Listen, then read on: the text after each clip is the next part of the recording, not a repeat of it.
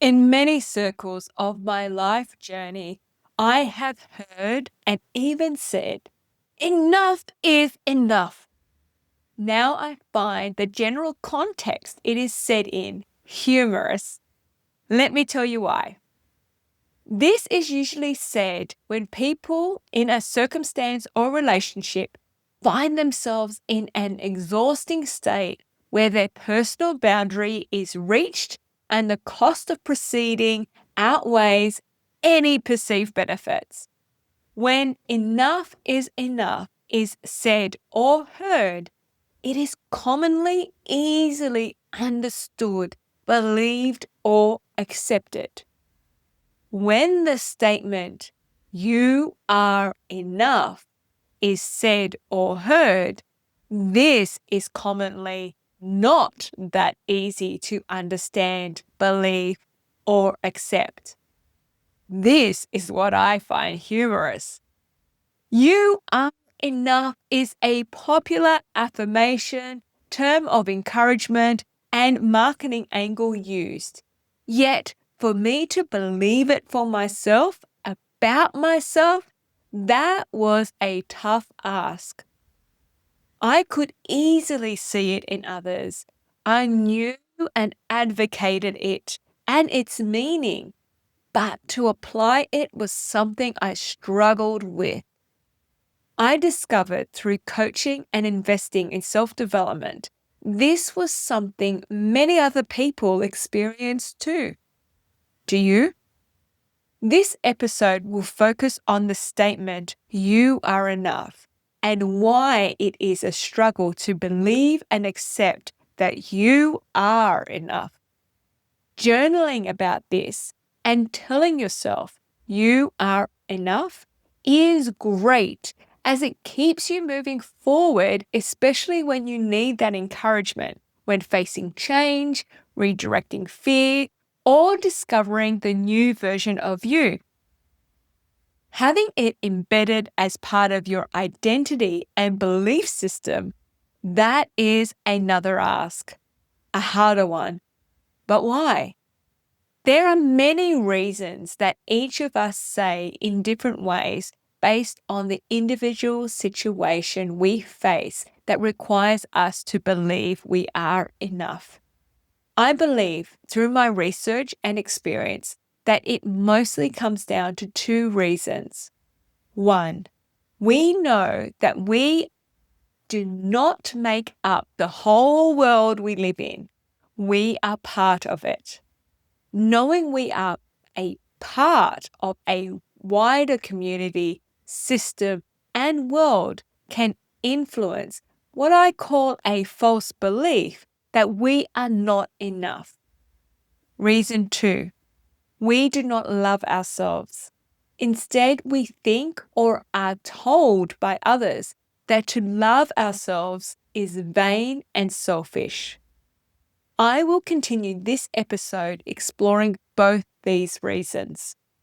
When we experience change that comes with disconnected communications, lack of connection, speed without clarity, a map with no destination, or a destination without a map or path, we can easily find ourselves in a situation where we feel lost, isolated, uncertain, and with a degree of fear. Each represents a feeling of no control because the ambiguity in each. Where there is no control, we generally unsafe unsafe. So, to feel safe and secure, we think we need to take control. We notice this working purely because we start by taking control of what is in our remit to control. Then fear comes along to tell us, do more, control more. This is not enough to bring certainty. Or reverse the feelings of loss and isolation. Yet, it is not this, fear says, that has the greatest hold over us. It is when fear says it. Usually, as soon as you take control of what you are meant to control, that is what is in your influence. It does not give you a chance to pause and rest in that moment so you can realize the greater impact you taking action of what you are meant to control had. Because this is when we see its ripple effects spill into the world around us, influencing things that is not in our direct control. That is the power of knowing you are enough, to allow the fruit of your work and contribution to be realized within you and around you. But fear comes swooping straight in to not allow this realization to happen, which means you now start trying to control what you don't need to or were never supposed to. This action distorts the ripples you were meant to leave. It creates confusion. Fear then uses that confusion to tell you to control more because this is not enough. You have not done enough, or because you are not enough. I believe this is a way fear traps us to prevent us moving forward. I tell you and believe in this moment, you are enough. All that you and I were ever meant to do was to use all we have and know in the present moment to shape what is in our control to shape. This is how we allow healthy collaborations to happen. In our pause afterwards, our ripples are felt and seen by others and their contributions, using all they know and have in the present moment, becomes like the elements of nature shaping the waves in what becomes an ocean of collaboration. When the waves become choppy and like a washing machine, it is a sign there are many people who do not believe they are enough and think that exerting their control over things not meant for them will be enough and will make them enough. A pause is what calms the waters. Starting to discover what is in your control may feel uneasy. It's because you've developed a habit of stepping into things that are not in your control. And releasing this habit takes conscious work. You need to replace this with focusing on what is in your area of control and what you can directly influence.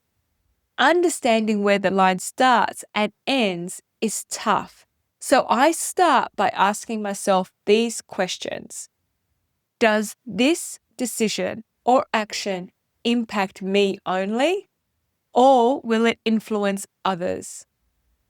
If it influences others, how much will it influence them? The other thing I remind myself is this. The areas I know there are clear lines of division between what's in my control and what is not are these. I can control how I define my experiences, which of my thoughts stays and which ones go, and I can control the decisions I make. I cannot control these things for any other person. You and I are part of our whole world. We were never meant to be the whole world. The way you are made is enough. In each and every moment, at your worst, at your best, and all in between, you are enough. You can only take your next step by using all that you have right now. And it is this that I believe is evidence that you are enough. I invite you to keep moving forward by taking the next step and enjoy a lighter journey by only controlling or influencing all that you were meant to in each moment. Now we move into the second reason, not loving ourselves. Love to me is a decision about how you want to experience your life and the people around you. It is like a higher respect that starts with a respect for yourself that extends outwards. Yes, there are feelings that refers to falling in love, but I think those moments are more like attractions, infatuations, and even hormones. When I started to view love as a decision, it became easier to love people I didn't like, people that wronged me, and circumstances that were not ideal for me. I believe it is because love is a decision to behave from a place of high respect, where I understand that I do not have to like or agree with someone to love them. I believe to follow through with this decision to love others is harder because our pride or ego pops up with their views. But what stops us from loving ourselves in a respectful, complete, accepting, and humbling way? It can be easy to blame others for us not loving ourselves through what they said and did to us. But I believe this decision gives too much power away to those people who may have reacted that way because they also do not have this love for themselves. I tell you, it sucked when I discovered the answer. The answer? I decided to believe I was not worthy of love. Now, the word worthy ties to a meaning that you and I would need to do something of value, merit, or excellence to receive. That is linking it more with action, what you do or don't do. Yet, with love being a decision, not an action, worth has nothing to do with it. Yes, please sit with that for a moment because I also found it stretching my mind when I first considered this perspective shift. Love is a decision to give yourself and others a high respect. This decision shapes the actions we take. I used to think love was an action because it was so easy to see its effects and impacts. But this is where I realized we need to go deeper than this surface level of love to discover what prompted the action. I will use a personal example here that helped me discover love is a decision. I am married, and there was a time when my husband and I were in a fight. Keeping the details personal, I will only say we then found something out while we were fighting that became more important than our fight. And then we stopped fighting to go straight into support mode for each other. When I reflected back on this moment, I realized that during the fight, based on my feelings, I did not like him very much. And I assume he didn't like me much either. Yet, underneath these feelings and the heat of the moment, what stood strong was our decision to love each other. That was why we were quick to stop the fight and support each other due to a change in circumstance. That decision to love also meant that we would be open to our courage to communicate to each other about that fight so we may learn from it and heal from it. To bring it to an individual setting, when we decide to love ourselves, it means when we make a mistake, it is through our decision to love ourselves we can forgive ourselves, learn from that mistake, and move forward. It also means that from our decision to love ourselves, we can celebrate the good things in our lives too. It means we act with compassion, mercy, respect, and joy to ourselves. We back ourselves. We accept ourselves. We invest and look after ourselves. We know that in every moment we are enough.